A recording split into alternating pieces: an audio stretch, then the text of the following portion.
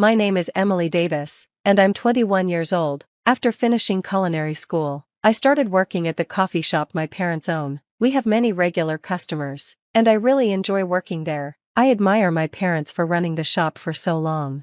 Working while studying was harder than I expected, but I was happy with my life. However, everything changed when I got an unexpected call from Bob. He told me his wife had an accident and sounded very worried. We didn't know much about the accident, but we were concerned for my sister-in-law. Bob asked if we could look after his kids while he went to the hospital, and we agreed right away.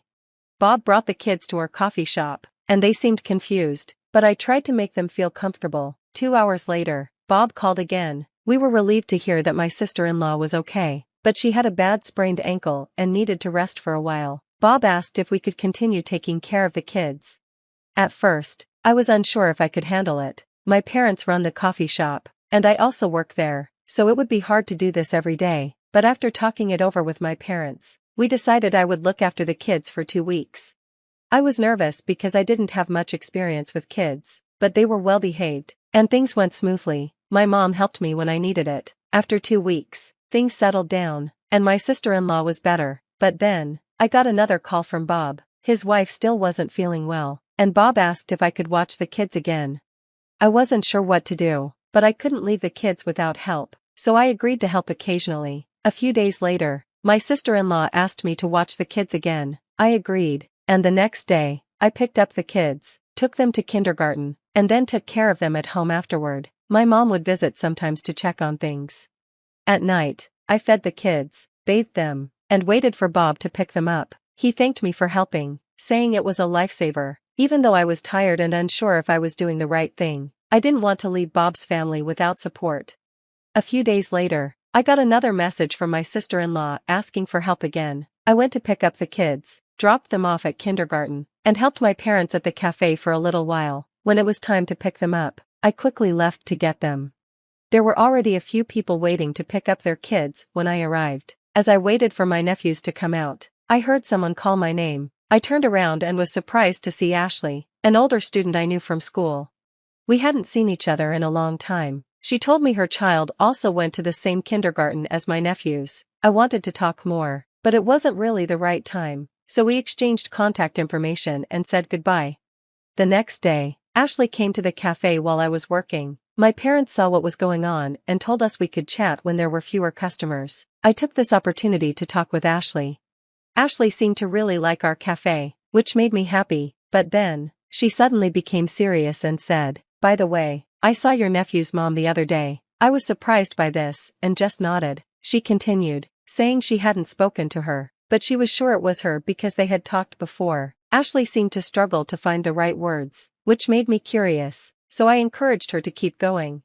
What Ashley said next shocked me. It seemed my mom had overheard the conversation too, and we made eye contact. After Ashley left, I asked my mom what she thought about what had been said. My mom replied, "Let's keep an eye on this situation for now," and I agreed. Then, one day, I got a call from Bob. I couldn't answer right away, and when I looked at my phone, I saw I had missed several calls from him. I quickly called Bob back, feeling confused and worried. I asked, "What's going on?" Bob answered in a tense voice, clearly trying to control his anger. He told me that when he went home to get something he had forgotten, he found the kids alone in the house. The house was supposed to be empty, and this shocked me. But then, I started wondering, why was Bob upset with me? As I tried to ask him, my questions seemed to make him even angrier. He yelled, "My wife told me she asked you to take care of the kids today, but you left them alone, and now you're talking back to me?" I was taken aback by his words, but there were things I needed to explain, so I said, "Yes, your wife did ask me, but I told her I couldn't do it today. My mom got sick last night, and we were short-staffed at the cafe. I had to work and didn't have time to look after the kids." After hearing my explanation, Bob went quiet. Then, he asked, "According to my wife, every time she asks you to help with the kids, you complain and demand payment. Is that true?" I couldn't help but raise my voice during the conversation. I said, "I've never asked for money. I've never said anything like that. I've been helping with the kids, and Mom knows that too. If you have any doubts, why don't you ask her?" When I said this, Bob went completely silent. After a pause, he muttered, "So what was this story about money that my wife mentioned?" I replied, "I have no idea. You should ask your wife about it. Bob, sounding tired, said, I'll do that. I was still upset but felt like I had to share something I had heard from Ashley. After hearing what I said, Bob sighed and said, give me some time to think, then hung up. As I started to calm down, I grew worried about Bob, so I told my mom everything that had happened. Time passed without any word from Bob, and my parents and I were getting concerned. Then, a few days later, I got another message from Bob's wife asking me to look after the kids again. At first, I thought about saying no. I had done so much for her and the kids, and I felt like I had been treated unfairly, but I also felt embarrassed knowing I had been talked about behind my back. My mom stopped me from replying right away. She suggested I contact Bob first, so I forwarded the message to him. A few minutes later, Bob replied. It seemed like he had been upset, but after our conversation, he seemed to have made up his mind. After hearing Bob's side, I agreed to help, and I told Bob's wife, okay, and went to pick up the kids as usual. After dropping the kids off at kindergarten, I called someone. Once the call ended, I took a deep breath, preparing myself for what was coming. When I arrived at the coffee shop, Bob was already there. He looked very tense, either nervous or anxious. It was the first time I had seen him like this, and I wasn't sure how to approach him. But then, my mom stepped in. She told Bob, I'll pick up the kids, so don't worry, you need to go home and talk things out with your wife. Emily, I'm counting on you. Bob, looking surprised by my mom's words, nodded. I nodded back at her, then said, okay, I'm off, and left with Bob.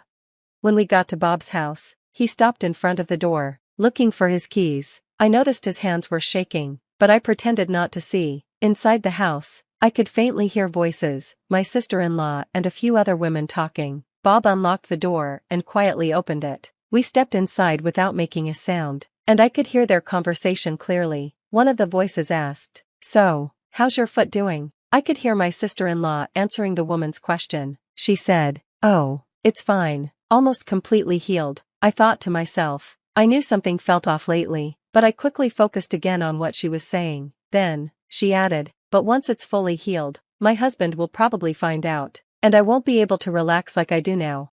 One of the women responded, oh, right, your sister-in-law and her parents are looking after the kids, right? How lucky. My sister-in-law replied, yeah, really lucky that Emily isn't married. I'm so grateful to have an unemployed, single person living at home. Hearing this made me angry. I had suspected my sister-in-law might be taking advantage of us, but I never imagined she'd think so badly of me. My anger reached its limit, and I burst into the living room, glaring at her. Yes, I'm not married, and I live at home, but I'm not just doing nothing. I thought we were helping because you needed it. I didn't think you'd talk about it like this. But my sister-in-law wasn't focused on what I was saying. Instead, she looked confused and asked, why are you here? How did you get in? Just then, I felt a tap on my shoulder and stepped back. She finally noticed Bob, and her eyes widened. Bob, with a cold voice, said, I let her in. You've been lying to me all this time. You're the worst. You've been using the money I gave you for yourself instead of giving it to Emily. My sister-in-law turned pale. I walked over to her friends and told them it was time to leave. Everyone left with awkward expressions on their faces. As my sister-in-law's friends were leaving, one person made eye contact with me. It was Ashley, my senior from school. She had interacted with my sister-in-law before and seemed to be concerned about her recent behavior. When we unexpectedly met again, Ashley offered to help with the situation. Once all the friends had left, my sister-in-law started crying and told her side of the story. To sum it up, she explained that after the birth of their second child, taking care of the kids became really difficult. Bob was always busy with work and couldn't help with childcare or housework, which made things harder for her. When she got injured, my mom and I helped, which made things easier, and she ended up relying on us. Regarding the money Bob gave her, she admitted that she hadn't had any spending money since she got married and couldn't resist using the money Bob gave her. I wasn't completely convinced by my sister-in-law's excuses. Sensing my doubt, Bob suggested it was time to leave, and I agreed. I left his house with him. When I got home, my mom was waiting with a worried look on her face. It seemed like my dad was taking care of my nephews, so I explained everything to her. She listened and said, I see, this is a problem between the two of them, and then went back to my nephews. My nephews, not knowing what was happening, smiled and called out, Aunt Emily. Despite feeling conflicted, I did my best to hide my emotions and smiled back. A few hours later, Bob returned home and said he would stay at our parents' house for the night. My mom, understanding, simply said, "I see." After putting the kids to bed, Bob explained his decision to our parents and me. He said, "I won't divorce her this time, but if she does this again, I'll consider it." Bob apologized for what I had gone through, and he also apologized to my mom. I told him it was okay, but I asked if he was sure about his decision. Bob nodded and said, "Yeah, after talking to my wife, I realized I'm partly to blame. We've decided to give it another try." I asked Bob what he meant. He said, "I've been focused on work and haven't paid enough attention to my wife. I left all the responsibility for the kids to her, and I now realize that it put too much pressure on her. I've been unfair to both her and the kids. I should have spent more quality time with them." I had mixed feelings hearing this, but my mom spoke up. She said, "As an individual, it's hard to forgive what your wife did to us, but as a wife and mother, I can understand some of her feelings. If this is the decision you both have made, I won't oppose it, but don't involve others in your problems again." Bob nodded and bit his lip, clearly affected by my mom's words. Since then, neither Bob nor my sister-in-law have asked anything of me. I haven't even seen her once. My father is still angry, saying she can't even apologize, but honestly, I prefer not to see my sister-in-law because it would just bring back bad memories. When I told Bob how I felt, he promised, "I understand. I'll try to make sure you don't have to meet her again." Thanks to that, my daily life returned to normal. One day, I heard the bell at the coffee shop and turned around. At the entrance stood Bob, with my nephews beside him. As soon as my nephews saw me, they let go of Bob's hand and ran over to me, calling my name. I smiled and greeted them happily. While the kids were chatting with my parents over cake, Bob quietly told me that although my sister-in-law was sorry, she didn't like the kids visiting me because they were so fond of me. Hearing this, I couldn't help but think it was her own fault. I know there may come a time when I have to face my sister-in-law again, but right now, it doesn't seem like I'll forget what she did to me anytime soon.